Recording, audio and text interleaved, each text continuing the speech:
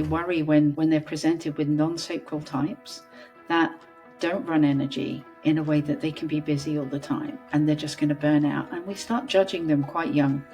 I think as a system in society, we start judging that quite young. Having manifestors and reflectors and projectors understand that they're not here to work like a generator, I think is just so powerful and liberating. This is the liberating part that has come from my son, is the idea that I don't have to work at anything that doesn't inspire me. Welcome to the Unschooling Lifestyle, the podcast that challenges conventional education and invites families to redefine success on their own terms. If you're ready to break free from outdated systems and embrace a life of curiosity, connection, and true freedom, this is your space. Join us as we explore real stories, practical insights, and inspiring conversations that empower you to trust your instincts, partner with your children, and take the path of least resistance toward the life you've always dreamed of. Hello, everyone. Welcome to the Unschooling Lifestyle. And today I have my friend Tori Lenormand, and Tori has been part of our podcast with her book, The Magic of Not Fitting In. And I'm so excited about this because today we will be diving into human design and unschooling. Welcome, Tori. How are you today? I'm super excited and thank you for having me. Thank you for asking me. So let's just dive in. Let me hear about how did you learn about human design? So the human design bit came first. Okay. So my son was diagnosed, and that was when I was really, really struggling. And I was struggling particularly with the language around autism and neurodivergence, the medical language and the school language. I found incredibly unhelpful in describing the little guy that I had in front of me, the little human being I had in front of me who was trying to make sense of the world around him. And I was trying to explain how this world was working, and I kept coming up against these barriers and these blocks. So looking at personal coaching, Myers-Briggs models, bits and pieces like that, I was looking at ways to help understand my son. Yeah. I was in a spiritual class talking about the wholeness of a human being when I fell down the rabbit hole of human design. And I literally found a type in my son that was kinder and more helpful in understanding this manifestor repelling aura that I was struggling to communicate with. And once I understood that, I was able to unpick it a little bit more and find the ways to connect. So much more helpful than any of the medical or educational diagnosis or terms that we'd had to date. Manifestor fits perfectly. And My goodness. I understood. And as a manifesting generator myself, I could connect with aspects of it. And I used those aspects to connect with my son and not the logic side of my aspects. This is very etheric. So I thought, we found an answer. So I was using it for communication and connection. And it's just morphing over the last sort of 5-6 years that we've been home educating. Yes. So yeah, 5 years. What is your type? I know you're a manifesting generator. Okay. I'm emotional authority 4-6. Okay. Like me. Yeah, network and 3 lives. Yes. Huge. I'm off the roof. So I am just off the roof, kicking and screaming off the roof, but off the roof. Yes. I've got projected channels as well, which that's been really helping me to understand that the emotion in the room is me.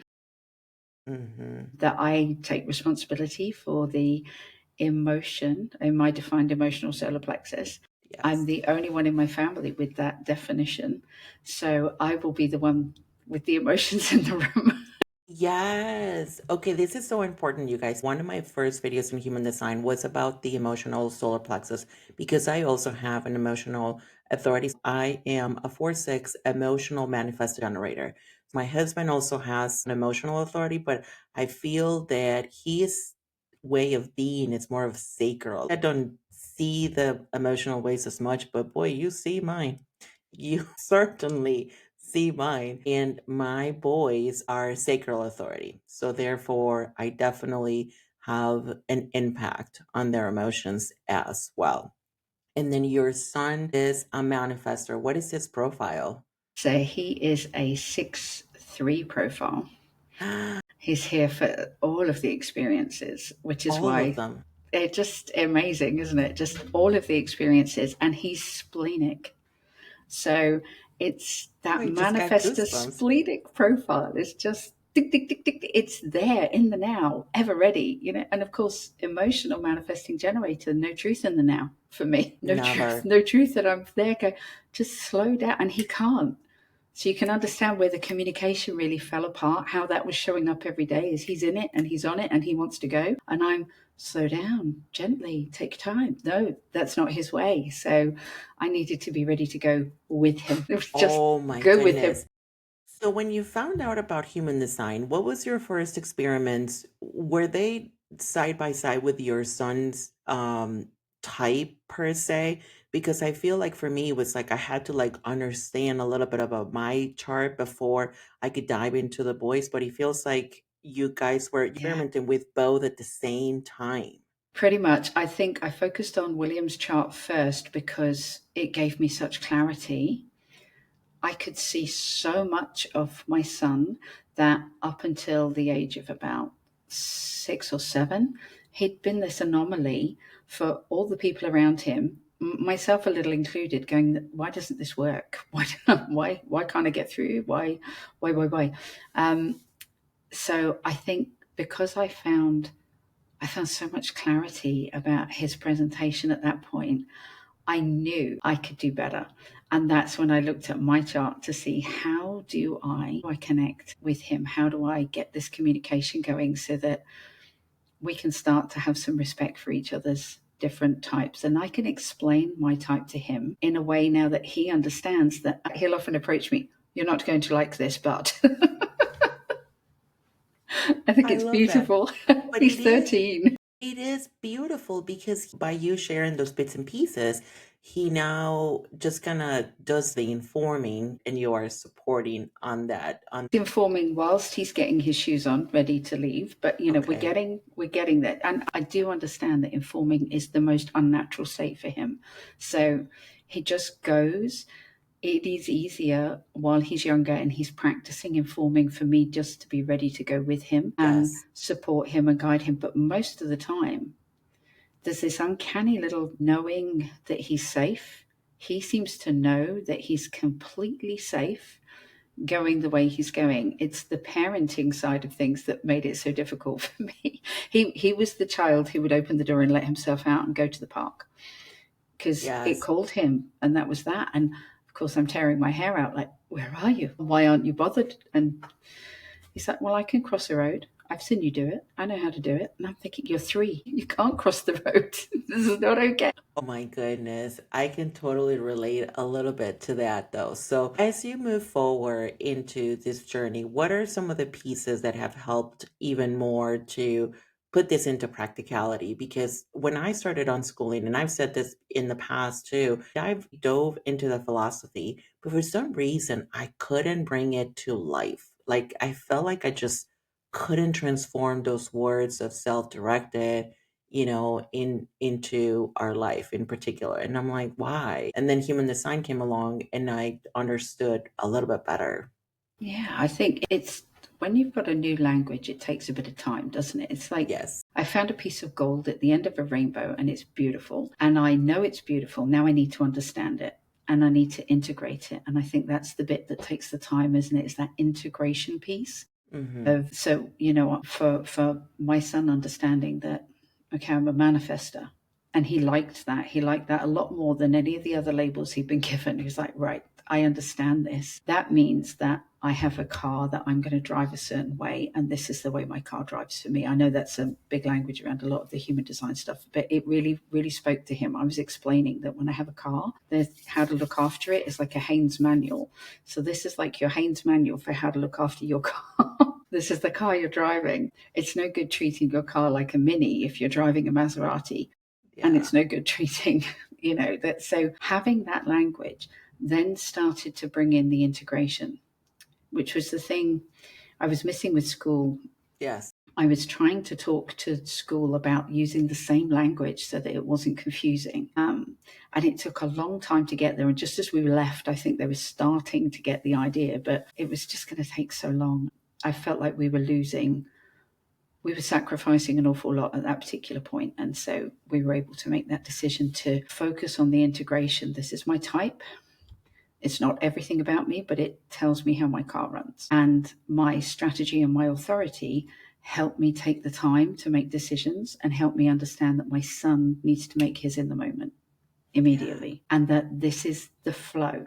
So the integration comes with how much can you let go of to still bring in those high values that you have of a child learning, nurturing in the way he naturally does. And I'm watching him build on that.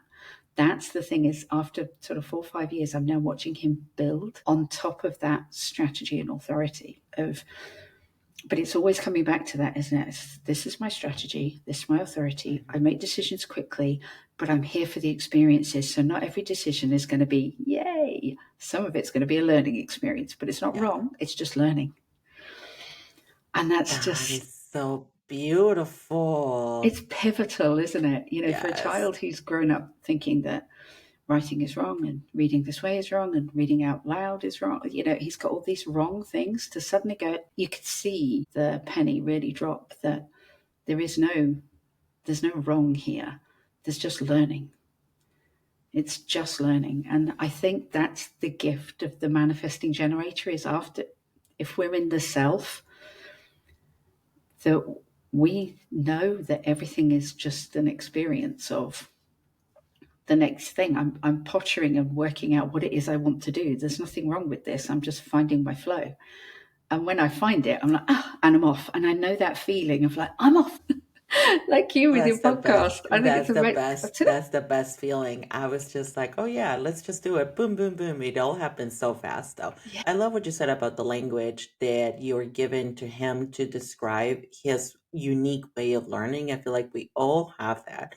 But through the mainstream school system, there's just one way. But the language they use, sometimes it just feels like it doesn't benefit anyone. Yeah, I hear you completely. I think there are many, you've obviously got all the types, and there will be even the masking types, unmasking the not self.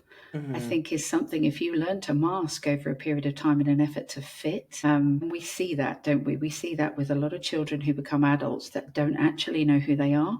Yes. Without their job or without this role or without, who are they, deep in, do you know who you are? We had a client actually say to me that you're taking one label and replacing it with another. There's actually no benefit here whatsoever. And I really thought about what they were saying, thinking that's a fair point, archetypes, type of archetypes. Yes. The thing with human design is that we all have all the chart. And when I come back to that, I understand that I have consistency in certain areas. And that's the power of it for me, is understanding where I'm consistent and where I have reliable energy. Means that, and how I make my best decisions, that's so powerful for me to know myself now more than I did when I went through school and I was because I did follow the pattern of school, workplace, employer, get married, have children. I followed the pattern, until I thought, this pattern isn't working. No, I've tried it all. Yeah, we tried them all. I did much more reflection on how I lived my life prior to human design, and understanding that some of the decisions I made were definitely being within the emotional wave. So it helped me kind of have closure with some situations in my life that I kept going back to because they might not have been the right decision. And that was a huge one, the emotional wave and the decision making, because I have made so many mistakes, and it has cost me so much money to make decisions when I am within the emotional wave. I mean, I've done it so many times I can't even remember. You're not alone. Yeah. You are not alone. I make a decision at the high or low point of my wave. And I can also just explode my world out of boredom. When I understood that about me as well, I thought, I'm just bored. Okay. I need to go and address that. Yeah, I'm actually just bored, or I'm at the high point of my wave, so give it a minute. Wait Yes. for it to balance, get the information.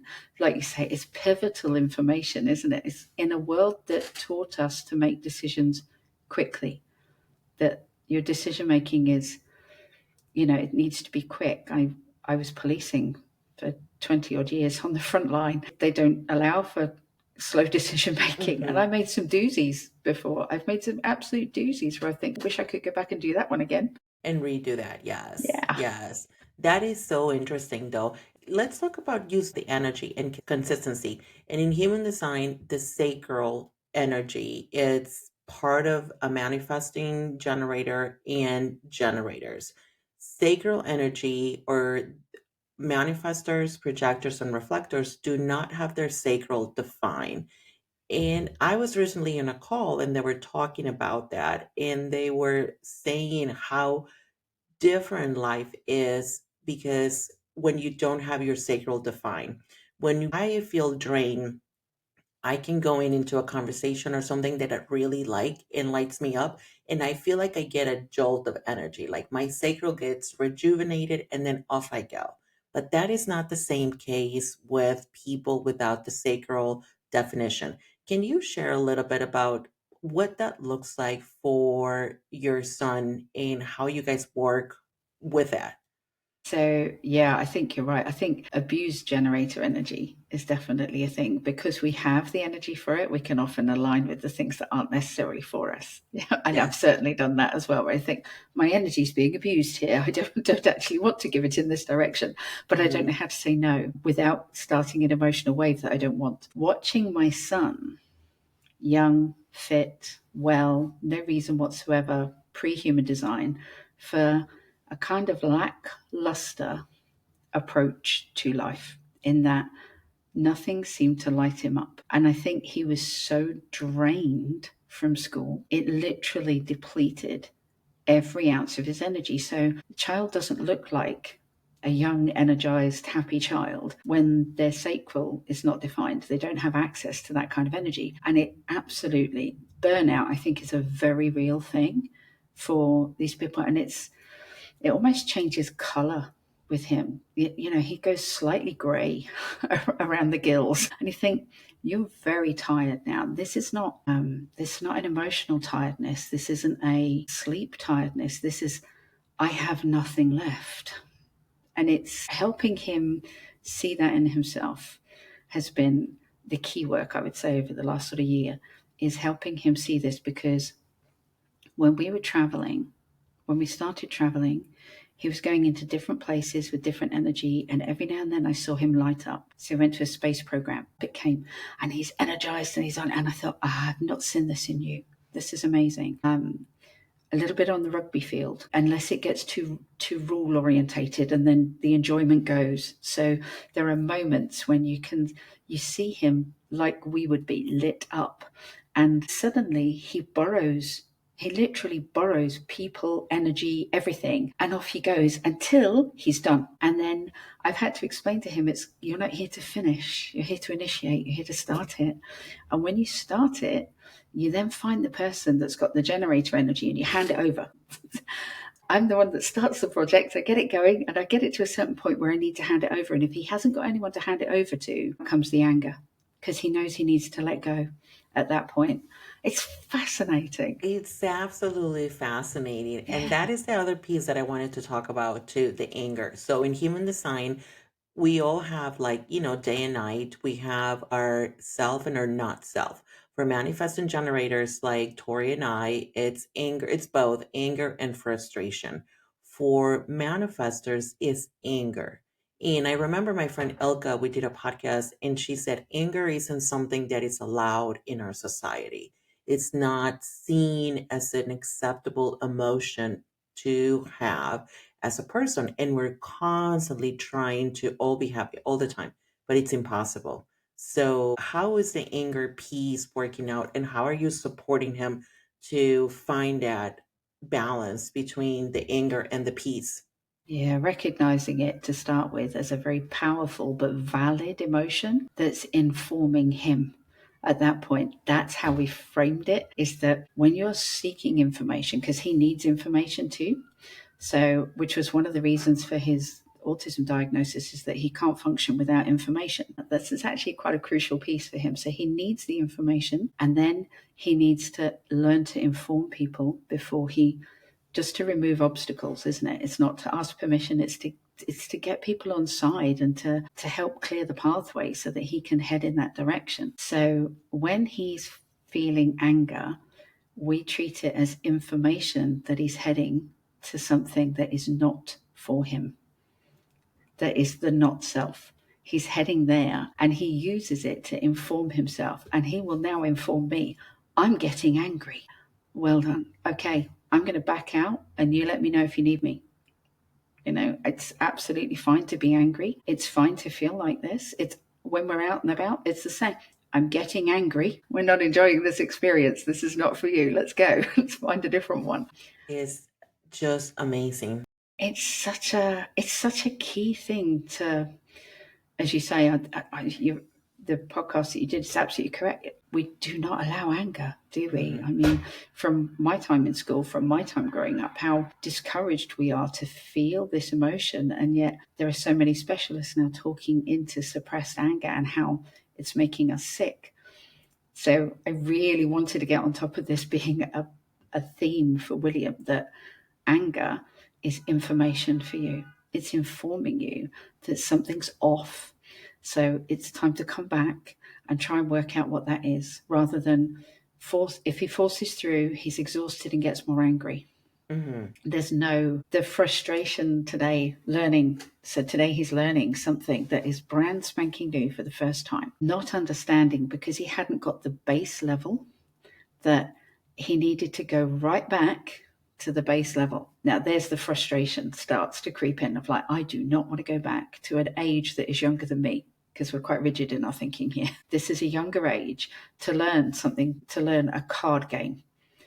I don't want to look at a children's program for that. Like, okay. So ordinarily I would have said, but you are a child. And I'd have answered it. I'd have answered the problem and tried to talk him around. But it's much better to leave him and let him explore that by himself, because he's got the frustration that is going to build up. You can see it's not the slow burn that I get from frustration to anger.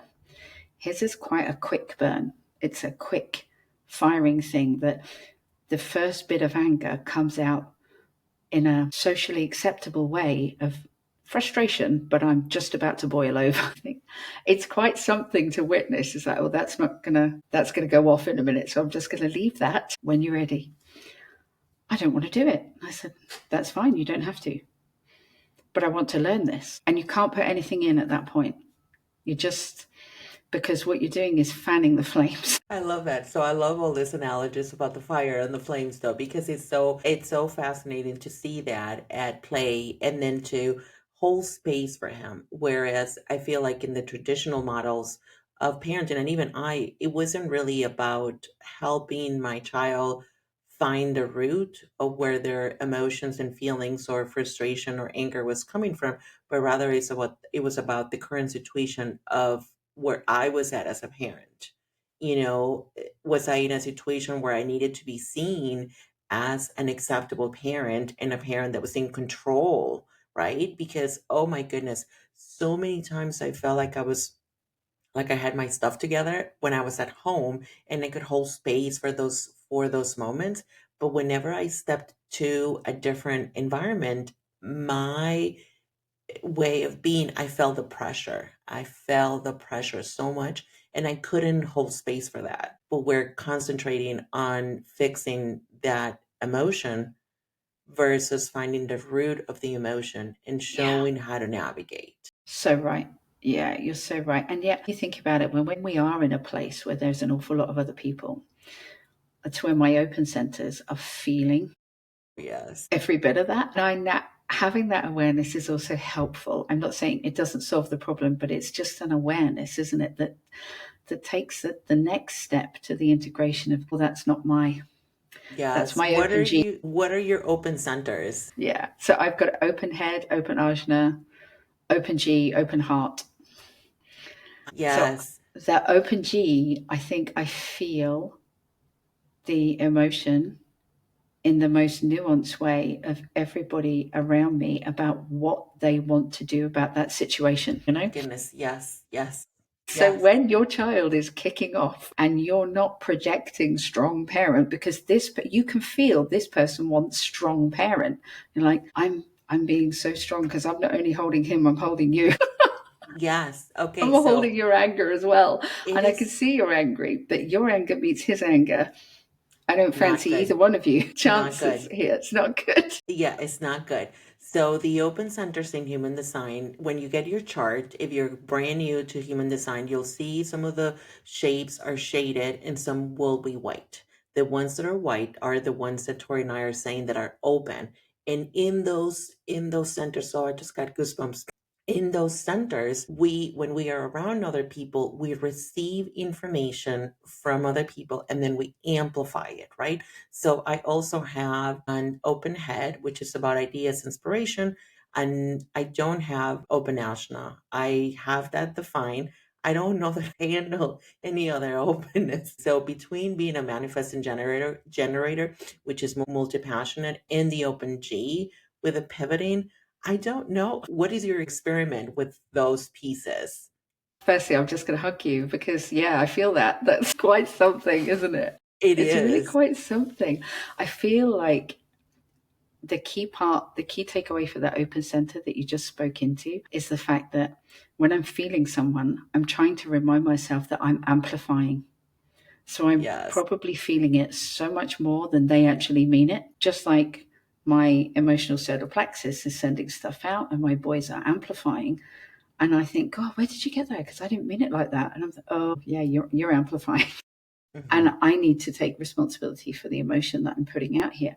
It's the same in the G. If somebody's got a defined, really high sense of self and I can feel all of that, I have to remind myself that I'm amplifying at that point, that they're probably not intentionally projecting this in the way that I'm receiving it. But like I think the open G makes me a bit of a chameleon. Do you feel Yes. that? It's Yes. like sometimes you can turn it on for exactly what that person needs at that particular moment. And my husband said that this is why you do the talking, because you seem to be able to pick up on something that they need to hear at that point and you can deliver it. So whether that's the open ajna and that, I don't know, but it's the combination of all of it seems to be, I know what you need to hear. So to the angry dad that wants to get involved because my son's getting angry and I'm feeling all the angry and that I can feel what he wants to do, that he's going to take over like the controlling parent I should be.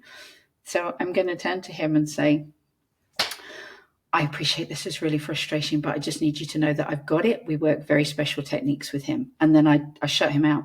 Yes. I love that. And That it's a new bit of work. when we had this moment when my boys were a little younger, I didn't have the tools to say. So all I felt was all of that pressure. I'm not see. Let me see if I can share my screen. So we'll see. Can you see that, Tori? Yeah, that's Okay, amazing. this is my chart. For those of you that are in the video version of our call, you have the open head, the G center, and the ego, the will center. And when I was in those moments, I felt this a lot. And I couldn't really say the words to do that. But what I do now, because I work in aviation, and I could say the moments that I remember the most was being at the airport and having the difficulty because I had all of that extra energy from the airport. I was under pressure to feel, act like I had it all together. But what I do now is I tell my parents that come on the plane, I'm like, please worry about your kiddo and not worry about anyone else. By doing that, I'm just sharing what they need to hear in that moment to be able to move through the day and the difficulty of feeling all this emotions. But that's amazing. Again, are you feeling that from those parents that Hmm. actually they need to hear this? They need to hear that this is okay and you know it. And you're Yes. going to be supporting them through this process. I think that's so beautiful. I really do. I'd love to have permission like that from somebody. I would feel so much better. I know. It was just really. It's really interesting though. So these are the centers, they're all of mine here, like Tori said, these are defined. So this is where my consistent energy lies. I don't Yeah. what is your experience with the open ashna here? I am a definite free thinker. Okay. I am open to hearing thoughts, feelings, no matter how what, and then I decide if they resonate with me or not. I have to remember to push those through my strategy and authority because I can get really excited about some people's thoughts and ideas and think, that's the way, that's incredible. And it, of course, I'm Yes. amplifying it as well. And then I can go back and find out that actually it's nowhere near as far down the line as they think it is. And it's so I have to constantly check in with these centers. But as a tool, Yes. I think there are pros and cons, aren't they? I'm here to be wise about what thoughts are mine and what thoughts are Mm-hmm. probably somebody else's, and being able to mulch, I think, in this area is kind of great. If I can mulch, if I can just let them be there and understand it's a toolkit, not it's not the place I make my decisions from, and Yes. that relieves a lot of the pressure as well. I think I love the spirit of it all, the connectivity, the fact that sometimes I can hear someone thinking. I don't know if that's my G or my open ajna, but sometimes it's probably a combination of the two. Is that Combination, yeah. I don't know if I'm picking up on, my husband has always said you seem to read body language really, really well. And I think that's where he's comfortable, is that you're reading nuances in body language that I don't know are there, but I think it's a slightly different level. I think it's that whole neutrino thing of I'm picking up on it and it just gets to flood in at that Yeah. particular point. You think, okay, I just need to trust that and understand that it's not mine. That's the first thing, is it's not mine. I love that so much though, especially because it sounds like it allowed you to slow down to experiment with the different pieces and integrate all of that and find the wisdom through it all as you're moving off the roof. How many years have you been off the roof right now? Think I'm just coming up for my second year. Okay. Really didn't want to come off the first time. They said, "Oh, you've had your Chiron return. You're off the roof." I'm like, no, No, I'm not feeling no, it at no, all. I'm you're going to call going it anywhere. the whole no. I just really don't. Yeah, it didn't feel. I did not feel ready to be off the roof. I just crafted Oh, this beautiful, peaceful, that self theme of that peace and satisfaction. I just crafted that, and I thought, I don't want to go out there and get lost again. And that slow down bit, I just managed to embrace it. I just got to the yes. point of it's something I've never known how to do. I've always Mhm. been busy. Even my chart talks about my need to be busy. And so And we're letting that in. encouraged by society to be busy. The busier Yeah. you are, the more productive you can be, or the better person, parent, success, business owner. The busier you are, the better you will be. So we're not really encouraged to embrace that need for slowing down. And I And get that our systems then really worry about that, don't they? They worry when they're presented with non-sacral types that don't run energy in a way that they can be busy all the time and they're just going to burn out. And we start judging them quite young. I yes, think as a system in society, we start judging that quite young. Having manifestors and reflectors and projectors understand that they're not here to work like a generator, I think is just so powerful and liberating. This is the liberating part that has come for my son, is the idea that I don't have to work at anything that doesn't inspire me. And trying to teach that to generators seems to be harder, is that you're actually here to work on the things that light you up, hmm, not on the things that just because you can, you know, you give all your energy away. yes, That's been a massive lesson for me. I just constantly was giving my energy away, and I was yes. overwhelmed. People are like, why aren't you burnt out? Well, I think it's quite hard for a generator to burn out. I find it that when I'm with people that are already in like burnout mode, I find my energy to be completely depleted at a different level. After being within their energy, like within their space, I literally have to come home and take a nap because Yeah. I feel completely depleted because I feel their depletion as well. So Yeah. it's almost like a double whammy. Yeah, Like they take definitely. my energy in that point, but I take both of their emptiness. So I take my emptiness and then I take their emptiness, and I have to refill for both of us. And Yeah, that makes sense. yes, and it just feels so tiring. But at the same time, I'm like learning to recognize those cues also has been really, really helpful. That is not also all mine. Yeah. It's so Yeah. fascinating though. It That really, chameleon G is so yes. it's so such a thing, isn't it? The Do ability you to really feel, absorb the person that you're next yeah, to. like, do you feel like you're almost like a multiple personality disorder? How do you express that when you're in different groups of people? I think, like you described with your busy airport, when I was in a busy police environment, Yes. and sometimes that can be like intense community, and sometimes it can be like one or two people. I was always a lot more comfortable when it was one or two people. When it was big crowds, I would struggle. And having to flit, I used to see it as my community serving policing role, that I had to flit between the personality of the businessman and the football worker. And that Okay. I used to think that, wow, I'm lucky I can do this. I've been training and I'm doing this. When I found human design, I thought, oh no, that's actually an innate part of you. You and I share that embodiment channel coming off of the G Center as well. And I don't know if that has more to do with it. I've been looking at this more of Yes. late, that channel of embodiment. I'm wondering if there are times when it's not just the way we learn human design, around what embodiment means, enjoying the physical experience. But I think because the G is open, I wonder if I get to enjoy everybody else's physical experience as well. Yes. Oh, So that sounds juicy. as a vicarious learning thing, I Yes. think that's incredibly valuable on this plane, in this Hmm. medium right now, to say I can feel that. It's but yeah, there's like a pre-human design language that I have, and then a human design language that almost explains. Sometimes do you find it lands like really, oh, that's so true. Yes. That was Yes. that was my moment when I found Manifestor, and my son was like, oh, that is so true. That's my son. Hmm. There he Hmm. is. It really speaks so much to that, though. And I think, going back to the comment that someone said that you're replacing one label or another, but I feel like it gave me some sort of a reference point, maybe not necessarily a label, because one of my teachers, Katie Irvine, she always says, the map is not the land.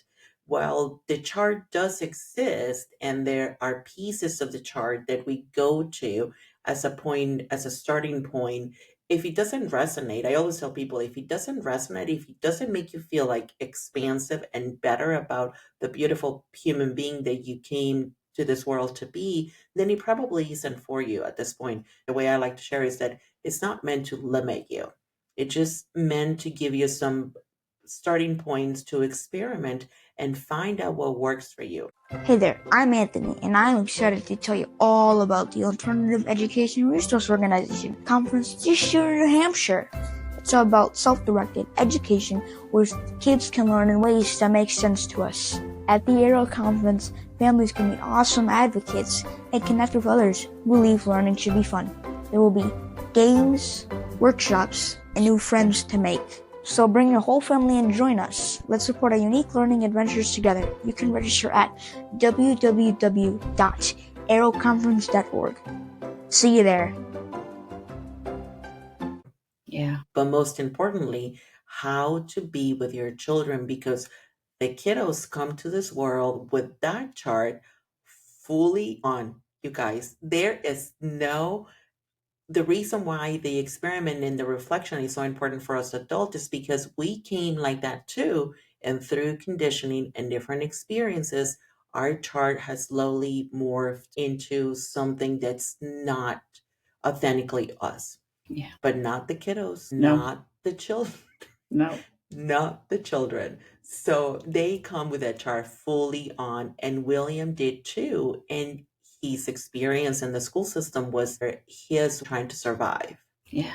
I That was feel. it. It's that I don't think we're used to hearing the word no from a Yes. child that young. and with that much power. And his no is incredibly powerful. It's an absolute no. So you try and say that in a school environment, it does not go over well. No. That comes across as we give it different labels then. We give it disobedient, discipline case, obstructive, destructive, child, rather than this child actually just means no. Simple. There's something very simple going on in there. His experience of what you're asking for is a no. It's a very clear no. I don't want to sit at the desk. I want to play outside. I don't want to be in here. I want to be doing that. And nothing you can do is going to persuade me that your thing is better than the thing I want to do. Yeah, and if the goal is to move 24 children in a particular direction, that one kid saying no is awkward. I understand that. Yes. Our system does not work. The way our system has always worked does not work with children that are in their power of no. No, thank you. I remember one teacher saying to me, he said no all day today. He said it very politely. No, thank you. But it's almost like he uses the thank you to reinforce the fact that this is a no. Simple people. It is it's a no. No, thank you. Can you receive it better now? And I'm thinking, would that wow. make you feel better? Yes. Would that make you feel better if I say no, thank you? Mm-hmm. But it's still a no. I thought it's just a fabulous moment of understanding how strong that is to be able to, at such a young age, to be able to say no in that way. And I wasn't invested in helping turn that no into a yes, not because I didn't believe that he should be able to hear somebody else's point of view and take it on board or anything else, but I just felt it was going to come later. It wasn't going to be then. He knew exactly what he needed at that point, and I couldn't understand. I could understand a system's resistance to it, but I couldn't understand individual resistance to it. I was like, it doesn't actually have to be yes. It can be no right now. And there are times when we really need to encourage our children to be able to say no. And maybe it's quite important that they learn this as well, So there's for me, when you were saying again about the swapping the label, that was quite impactful for me. It's not something I considered until she mentioned it, and I'm grateful that she did, because it gave me a chance to really think about it, and really, really feel what was right about this for me, which was it's working. It's actually working for him. It's working for us. And he has a deeper knowing about himself without judgment. So maybe if it is a label, it's a supportive label. Maybe we should look at what things are supportive and what things are unkind or destructive. I think we label most things, I have my coffee and my tea and my cacao labeled in the cupboard, so I don't get lost along the way. Yeah. So maybe label isn't the problem, but maybe the way how we apply it. Label. Yeah. And how we apply those labels. Oh my goodness, there is so much wisdom. You are totally flying with colors with this off the roof phase, because it is, as long as it's working, and that is often the struggle that we have. We know the system isn't working for our children, for yourself, and yet we continue to go into the same direction. And I think you said this in our first podcast. Isn't that the definition of insanity? Trying to do the same thing and expecting a different result, right? Absolutely. So, yes, and this is the experiment that we have been on since finding human design. And I don't know, that's the way I like to share most of the work, because it's what really, like Tori said, it's working for us too. And it can work for you too if you want to go dive deep into the experiment. Did it help you go through some of the peeling the layers of conditioning that you had from your own childhood and school experience? Can you share maybe some pieces of that? Yeah, certainly. Understanding that I'm an emotional decision maker, giving myself permission to be emotional. Yeah. I mean, from an emotional person to another emotional person, that is power right there. Yes. I make decisions based on how I feel about it over time, not what logic dictates. And of late, the last few years, you would not have said it was logical for me to leave a career. It was not logical for me to leave my home and move into a motorhome and try this life. Logic would have dictated that I got another few experts on board, and I tried and tried and tried, and I kept. I mean, that's what we say logic is, but like you said, for me, it's the definition of madness as well. It's like, how much are you going to try to get this square peg to fit in a round hole? It just doesn't work. When you've found another round hole somewhere, the feeling that I got was, try that. Try that. If you're going to try anything, try something that's genuinely supportive, different, encouraging, that's got a nice feeling to it, rather than a feeling, squish him in the box feeling. That does not feel good to me. That does not feel good. So emotionally, I can trust that. I can trust that my feelings are trying to guide me to a better decision. So it didn't make any logical sense to give up my salary. It didn't make any sense by my old paradigm, the way I would have previously made decisions. But I remember pleading with my husband and saying, and he's sacred. Okay. I said, I don't feel good about this. Do you feel good about it? And he just instantly, no, I don't know. We need to do something that feels good. Good. Yes. We'll do this. So the other thing with us is learning to ask the right questions, isn't it? It's that I need time to feel, and he needs closed questions to that sacral. For that sacral to respond. Yes, Yeah. for sure. That And is his so sacral powerful. it's spot on. Spot on, if we need yeah. a decision in the moment, it's going to be his sacral. It's not going to be my feeling. Yes, most definitely. My two boys are sacral authority.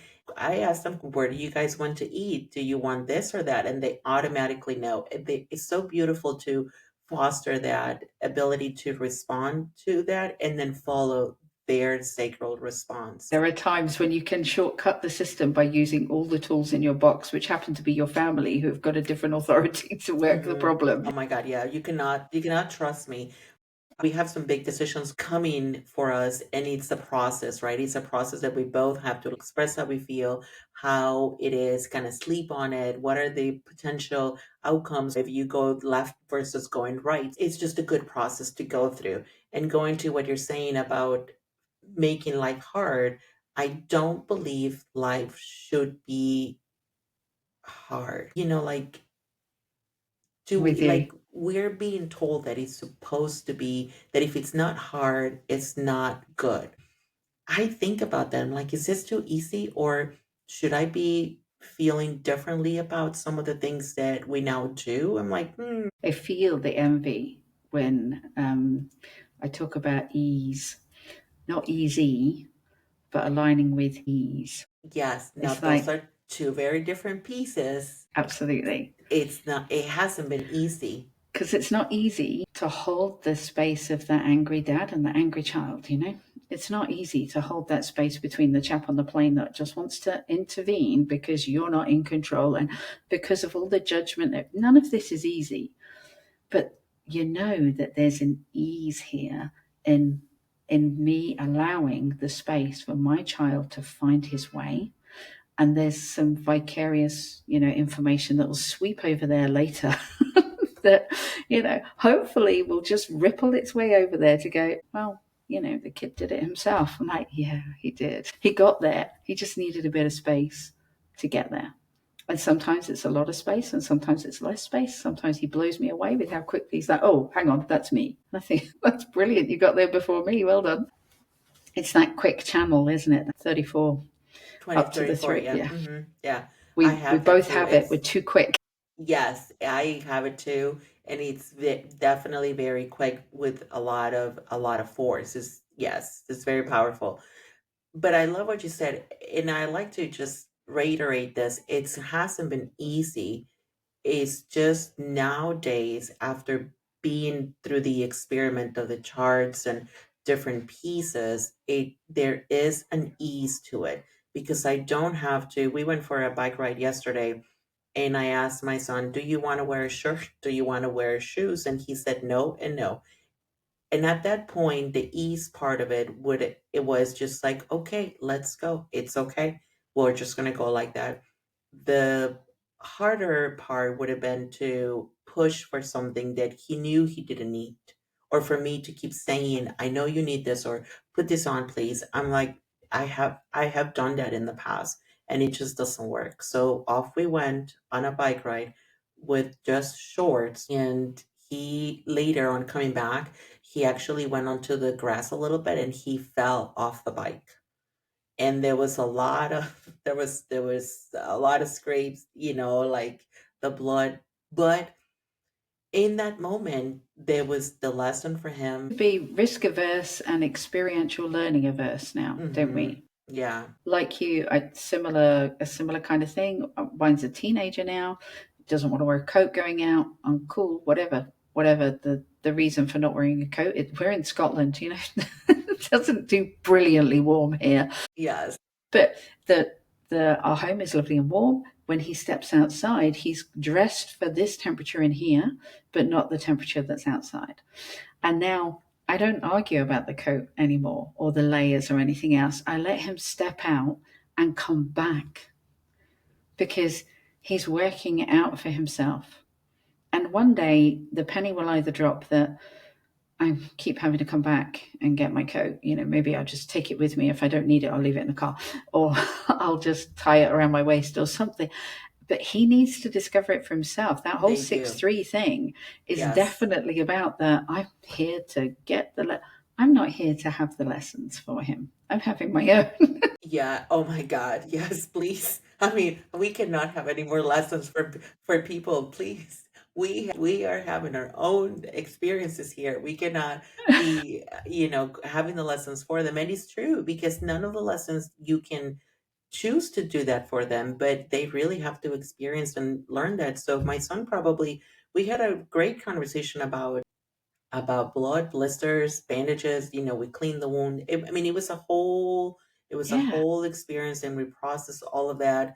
And from that, he's been saying that he wants to be a doctor and whatever. So some of those pieces we wouldn't have had if I had pushed for shoes and a Control. shirt. Yes, and we probably wouldn't even have gone for on the bike ride if I had pushed for that, because he probably would have gotten frustrated and said, I don't want to do it anymore. Yeah, exactly. That's it. You push them into the not self, can't you, by not allowing them to experiment? Yes, I get it. I get that, you and I have both come up through parenting in a time where there's a lot of judgment for us as parents. And Yes. that's I felt hard. that, yeah, people were looking at me like, why doesn't he have a shirt?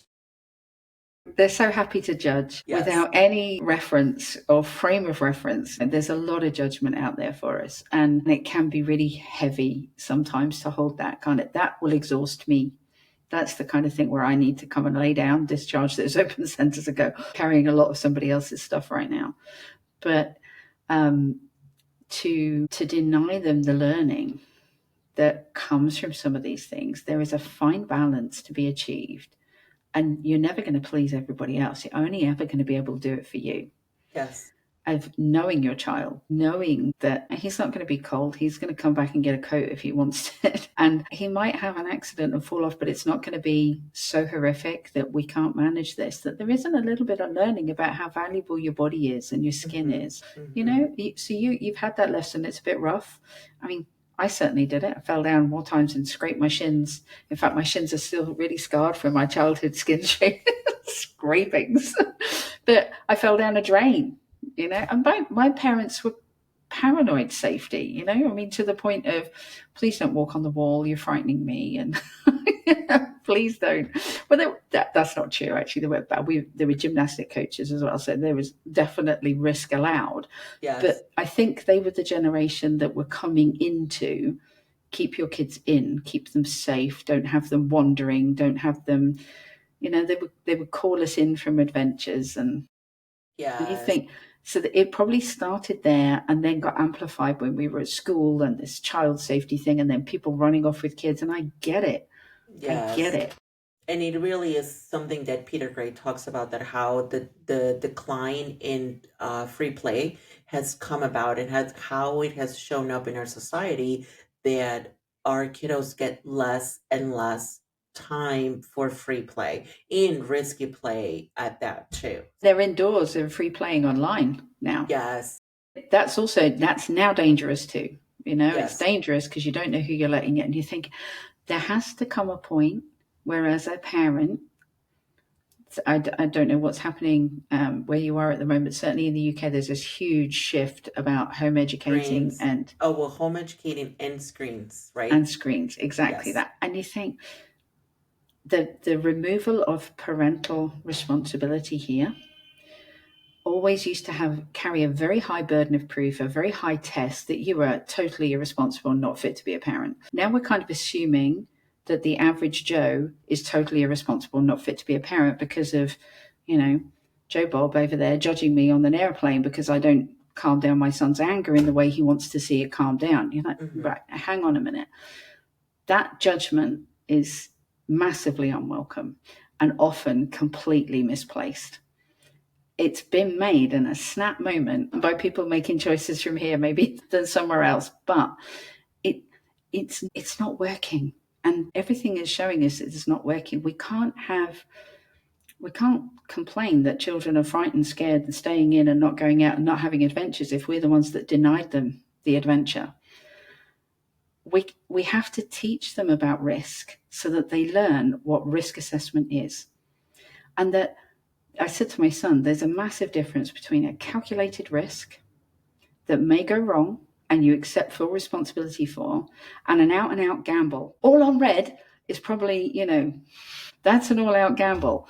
Calculated risk. Yes. I might take my jacket. I might not. Maybe I'll try this. Maybe I'll give that a go. But take the pressure off yourself. This has been a big thing for us. Take the pressure off. It doesn't have to go right. It just has to go.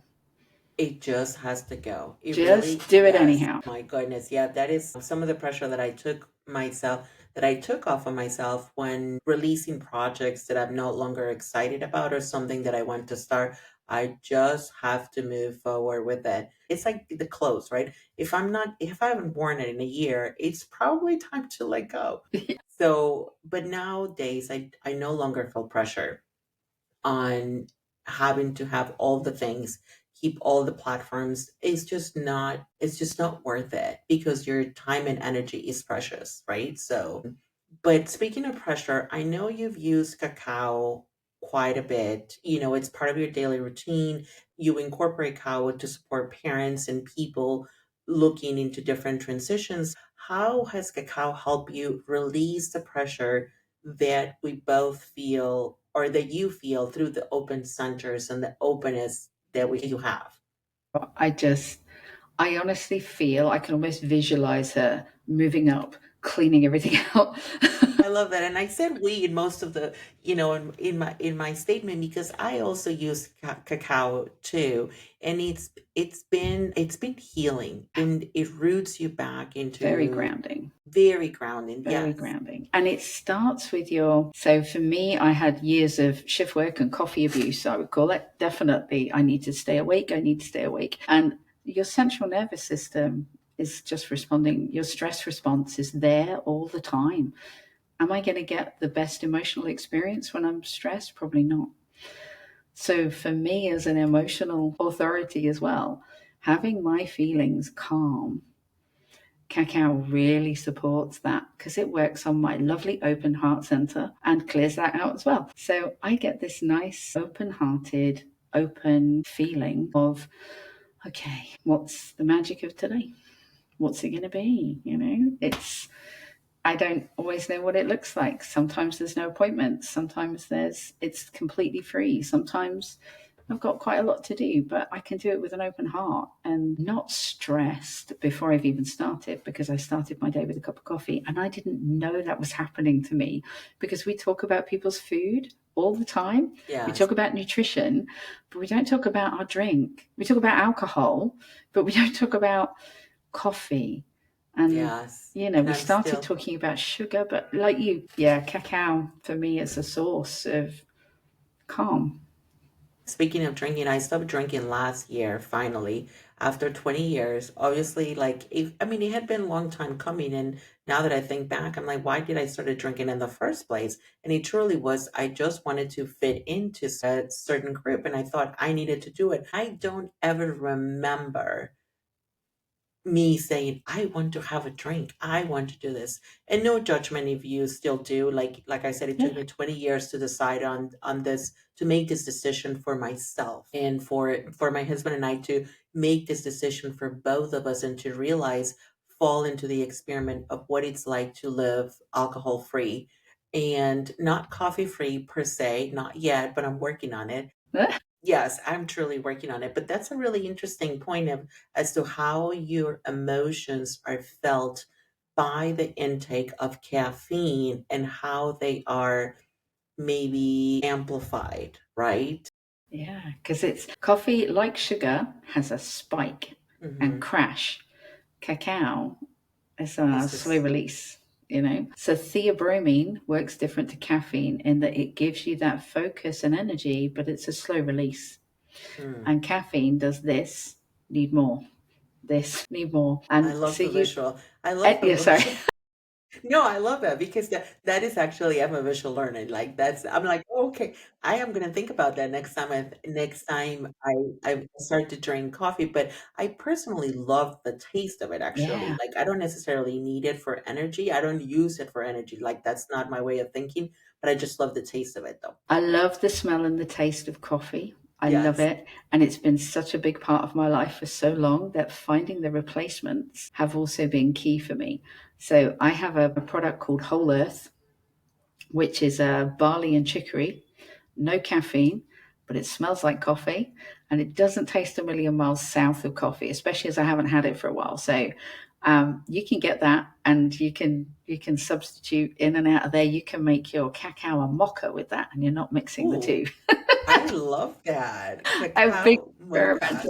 Cacao mocha, Yes. it's I lovely. love that experiment though. So now that you've been in human design and your experiment for a few years now, how do you share when people are asking you or telling you a story and you're like, oh, I think knowing your human design would be helpful. How do you introduce human design to a person? This has been a tricky one for me. It's been really tricky. So I have clients as part of my coaching business that have managed to shortcut an awful lot of coaching with human design. When they talk about it to their friends and clients, I get new friends and clients that way. But new people to it, I find as soon as you say time and date of birth, they shut down. No, this is like an astrological chart thing. This is Yes. woo. This is woo, and I don't want woo. And I'm like, yeah. So I just know they're not my clients at that point.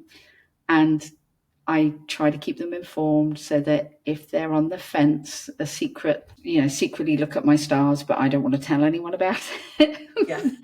People I mean, please come out of the closet. We come out of got the you. closet. Come out of the closet. Come out of the spiritual closet. We got you. It's fine. It's not a problem. You'll be safe. I find I gravitate towards. So on Sunday there was a lovely new community that was opening up to me here. So I've just moved to this space, and most of my old clients are online, and it's not really growing or anything from that space. So I know I need to introduce myself into the space where I now live.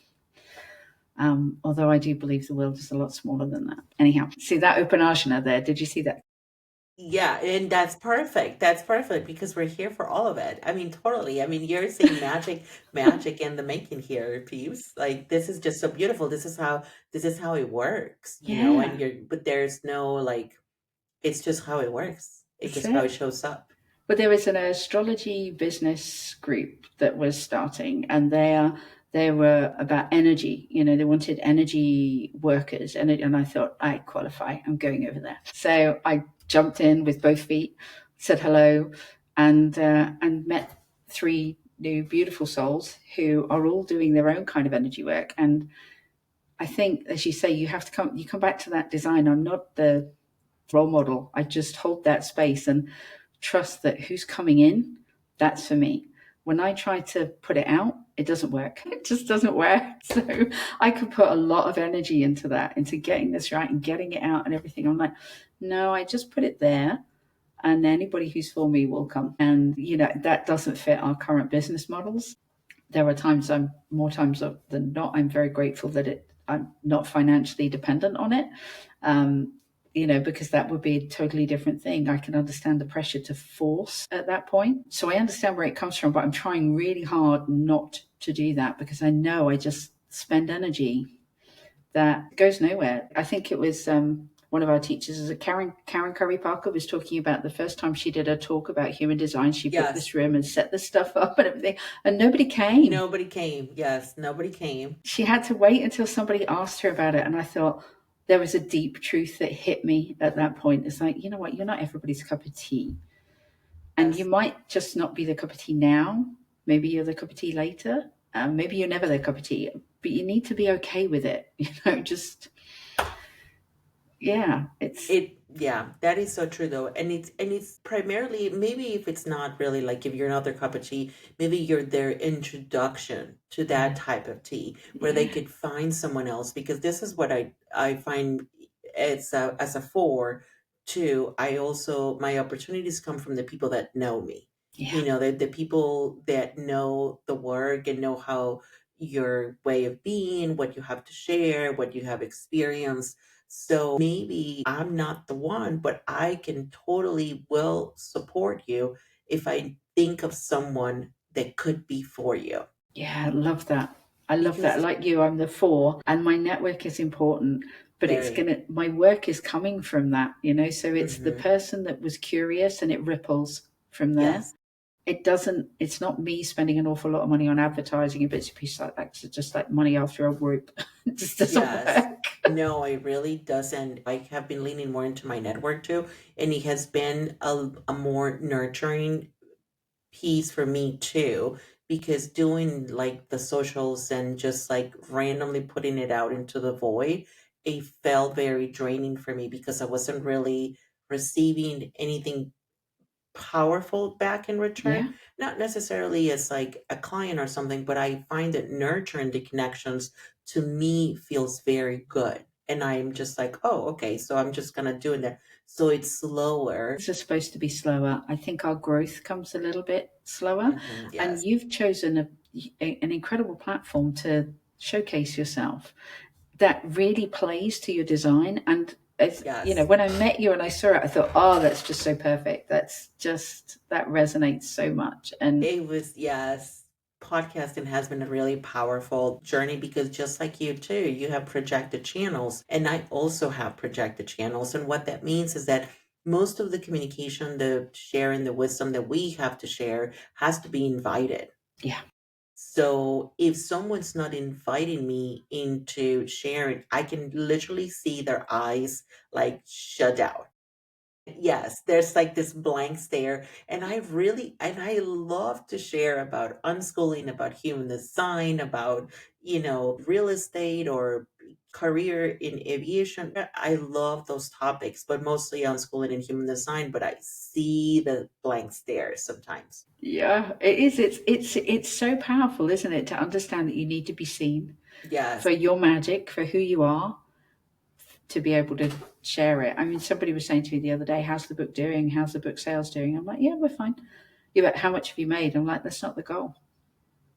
And it was a truth that just came out at that point. Sales wasn't the goal. Sharing the story was the goal. Yes. The goal is that nobody feels alone in that kind of situation again. Yes. That was the goal. And when we look at what success is and redefine our goals, redefine those things and come back to your values, nothing in there was ever about I'm not against money in any way, shape or form, but I didn't need to amass such a huge amount of wealth that I could never spend. I've never been that way inclined. So it's not a marker for me, but it amazes me still just how many people have it as such a high marker for how much you're earning defines your worth. I'm like, oh, that so doesn't. And I feel for you but they're also not my client. They can't hear me yet. So I hang on to that yet quite a bit as well. Yes. I was going to say, yes, that yet is really powerful though, because whatever we have to share, and this is why Tori's book, it functions the same as my podcast per se, because this is what I have to share in this moment to show you that you're not alone. And it's really up to you whether you invite either the podcast or the book into your life to maybe take something from those pieces. And that's okay. If it resonates, that's great. If it doesn't, that's okay. But I think it is for both of us, it's important to share what we have been through and the learnings that we have had and how we have shifted from into that ease that Tori talks about. Before we go, share with me first, what would you say to parents that first have a child that's a manifesting generator and perhaps they are not a manifesting generator? If you're just brand new to human design, you're pulling the charts and you find out that you're a projector or a reflector or generator, how to hold space for that Yeah. beautiful dynamic Yeah. personality that we have. Absolutely. You're in for a ride and you're going to enjoy them. They are here to try things, put it down, try things, put it down. They're here to do three things at once because that's right for them. And you're not doing anything wrong as a parent. This manifesting generator is a different type that you, and if you can hold space for different types, you're great. You're doing great. Yes. I think I was allowed to quit. I didn't realize how powerful that was because it was quite a natural thing in my family, is that yes, there was encouragement, but there was always the respect for your sovereignty and your choice to quit. So I did gymnastics for an awful lot of years. My parents were both coaches. I had an accident. I did not want to get back up there. And I did I'm not frightened of it, but I'm not enjoying this anymore and I don't want to do it. And I was heard. It didn't matter that I've been training for 7 or 8 years and loved it. When I wanted to quit, I was allowed to quit. And I think that's really important for manifesting generators because I've never held any guilt about stopping. When it's time, it's time. And your That's so manifesting powerful. generators, they know this. They've taken everything they need from it and it's time to move on. That's right for them, isn't it? It's just so right for our type, I think, is that, Yes. I'm not quitting badminton after 6 years and I could be an Olympic champion and I should be being, and with the right amount of pushy parent, I would get there. It was, no, I'm done. Thanks very much. Yes. I'm finished. Yes. And not only you're done with it too, that sometimes you're done with that thing, you move on to something else, but that something else gives you something to come back to if that's the path. Yes. And that is the ability to that, and to hold space for that moving from A to Z and then D and then G could help you come back to A and build something stronger on A. But Yeah. because you got it all the way from the J or the K, I don't really know. But That's it. I can tell you we're like, And we ping off of so many things. And people say, well, where did you learn that? And I'm like, oh, yeah, sorry. I might take the lesson from over there and apply it over here. yes. And kind of morph into whatever it is that you need though. So I really love that though. Thank you for that. Yeah. So now what would you say to parents? And this is very important because manifestors are here to initiate us into a different way of living, into a different way of life. They are here to initiate, they are here to make you feel discomfort into the normal that we have been living for so long.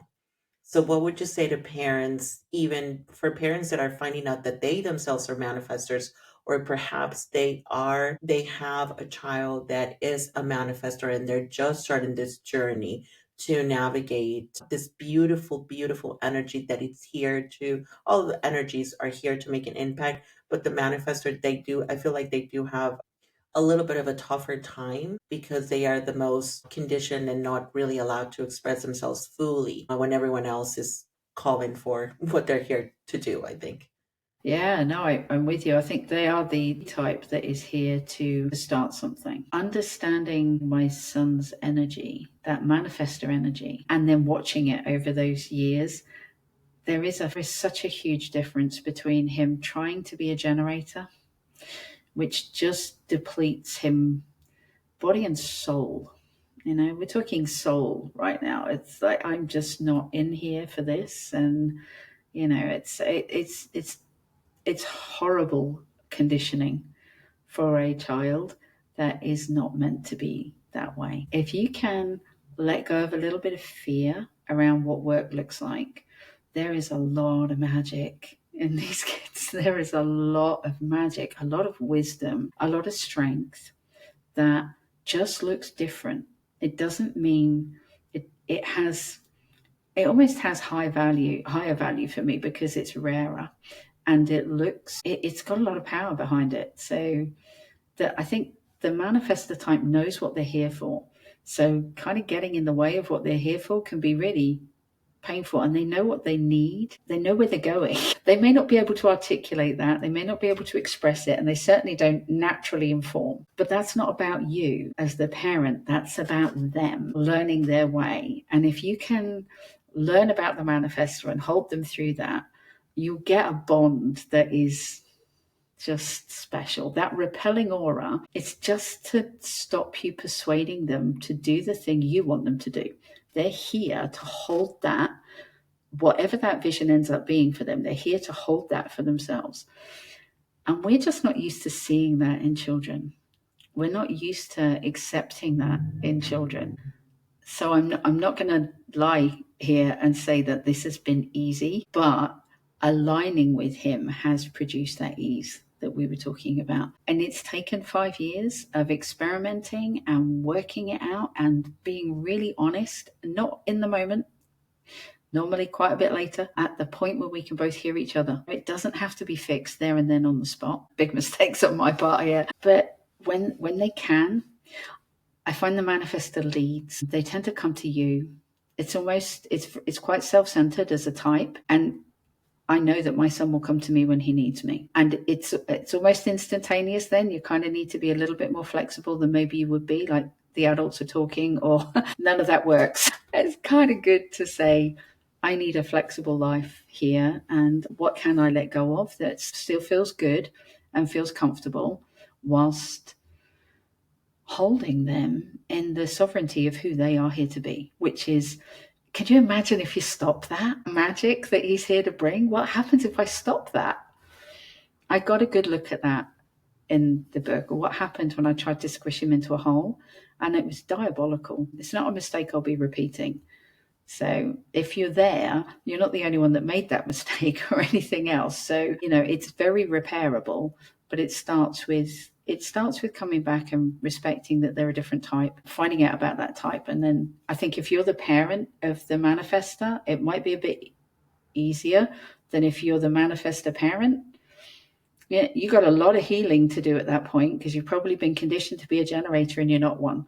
So I think that's the first bit of the healing that's going to happen there, is that I don't have to be this. It must be such an amazing journey. And I love to support people through it, like you. I love to support people with information. They take what resonates and ditch the rest. It's Yes, fine. please. This is the most powerful piece. If anything from all this podcasts are about to come out, whenever they present themselves and the opportunity, it is to only take what resonates. Yeah. We will put Tori's resources. What are you working on right now as far as supporting parents? So you say you got into this new space. Yeah. What else are you offering? What are your offers? So on the website, I'll take people through human design if they're interested, and I have family packages for people learning to communicate with each other. There's a school I think we spoke about before that I'm really excited about, and I'm hoping that there's another one in development that will pick up human design too, as a way of helping them understand the student, because I do think the projector and the manifestor and the reflector, they look very, very different as an energy. They hold very, very different energy. And I don't think our society is conditioned for that. It's conditioned for the majority, the 70% generator types, absolutely. But even they're not working efficiently. Otherwise, our systems wouldn't be collapsing in the way they are. They're looking for what's different. And I think it's going to be the non-generator types that bring the initiation, the leadership, the pulse of the community to this, so that us generators can find what lights us up and we can start building it. I mean, there's my utopia right there. Oh my God, please, I just need stuff to respond to. I could totally use leave the mental pressure in this endless well of ideas that are not meant for me. That is it. They're just not meant for me, though. So I really love this. So you have your website and your packages for families that are looking to just have better communication, and you take them through your process using different tools. So, for those that aren't ready for the human design language, there's strategic intervention coaching, which is Okay. a different kind of coaching. But the human design clients I have, they always say, "Oh my gosh, this was so much faster." I'm like, I really get it. I'm like, yeah, it's. I do tell people this is kind of a shortcut. This is if you would like to be in and out of this fairly quickly and dip in and out. The human design package allows you to dip in and out.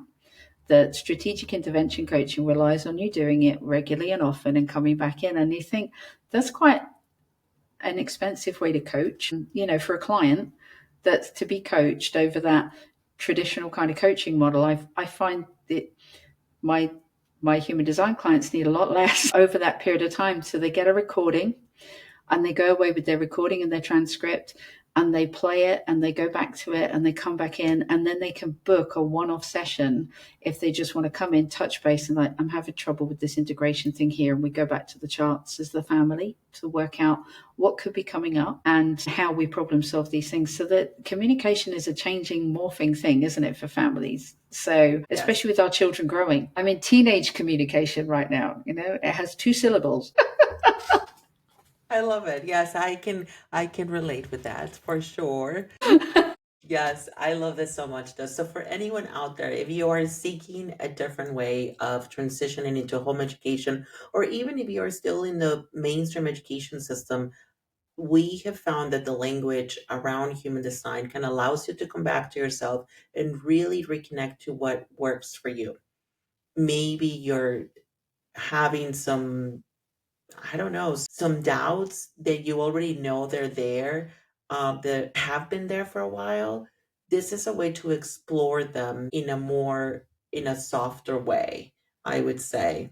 Yeah, I think as well, if you're looking at neurodivergence with a child, it's really, really because it's a big topic, isn't it, at the moment? And I know that Karen Curry Parker's heading up some research around neurodivergence and the design types Well, I and love how that. it shows. Me too. I think it's fantastic. I can see the manifesting generator out of alignment easily being diagnosed with ADHD, because I could certainly Yeah, tick most some definitely. boxes there. I mean, without a doubt. Do you think that there's a lot of value in checking it out if you have suspicion, concern as a teacher, as a parent around neurodivergence? If you think, your child's running different energy is our language. If you think that they're just a bit quirky or there's something not, you would just like friendlier language around it than a diagnosis. Even doctors are saying that their language is horrific around this. It really isn't Yes, kind. like yes. The language around, I remember when I had my son, I couldn't progress my dilation for birth. They were talking amongst themselves and I heard them say a failed labor. And I'm like, oh my God, what is that? How did I do that? Yeah, I'm like failed labor. Like I felt terrible. So some of the language that we used around our traits, it's not as positive as it could be. Because I found that being a manifesting generator, my multi-passionate energy is actually a gift for me to be able to move through different things at once and help other people navigate that. But Love that. the experience of Tori will give you a different way, different starting point for your family and for your new life. So, Yeah, just a support for the integration. But I love what you're saying. It's each of the types is a gift. yes. It's understanding what your gift is, isn't it? If you can get what your gift is, you've got to be 90% of the way through. Yes, yes. Because you're using your own gifts, your own energy, you're using your own raw materials, and they are just all so powerful in a very specific, unique way. So That's the once we ease. learn to develop our own raw materials into our own product, then that comes from within. So it just makes it so much easier. Yeah, that's the ease, isn't it? That is the ease, is you're Yes. working with your natural gifts. That doesn't mean Yes. you don't learn anything else. Of course you do. But you learn it from a place of your natural gifts. From a place, yes, from your own natural gifts. So thank you so much, Tori. What is the best way for people to contact you? Is it through your website? Website's great. There's a book appointment button for anybody who's curious. It's completely free. Just pop in and make an appointment, and we can work out what people need and how we go from there. The show notes will always have ways to contact each other. So Amazing. we'll have, how to contact Tori and how to contact myself. We both are in the space of just inspiring families to live differently, to live in partnership with their children, because like we both said, it hasn't been easy, but there is an ease now after doing all this work. We both have done human design. We both have done inner child healing in the past. We both have done emotional reflections on our emotional waves. So please just come and talk to us if you are even remotely curious. We love talking about this stuff. So Tori, thank you so much for being here. I really, really appreciate you. And as I said, you are just rocking this off the roof face, my friend. This was beautiful. Thank you so much. Oh, I know. You're amazing. I see you. I definitely see you. And thank you. Sincerely, thank you. Thank you so much. And for everyone out there, please remember that your time is precious. I hope you're making it count. See you later. Take care.